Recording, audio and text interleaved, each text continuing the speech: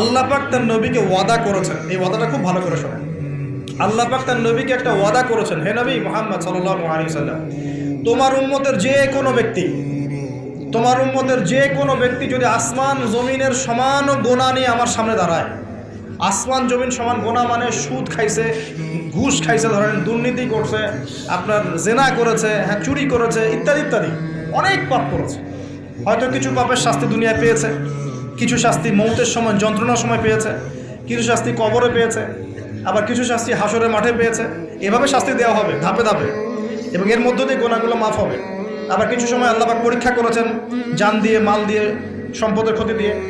তো তোমার উম্মতের যে কোনো ব্যক্তি যত বড় পাপ নিয়ে আসুক না কেন, আসমান জমিন ভরায় ফেলুক পাপ দিয়ে, কিন্তু তার আমল নামায় যদি আমার সাথে শিরকের পাপ না থাকে, আমি তার সামনে আসমান জমিন সমান ক্ষমা নিয়ে হাজির হব ইনশাআল্লাহ।